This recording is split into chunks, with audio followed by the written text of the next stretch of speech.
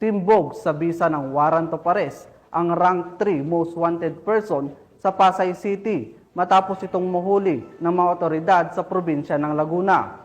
Ang report mula kay Patrolwoman Reyna Joyce Daliri.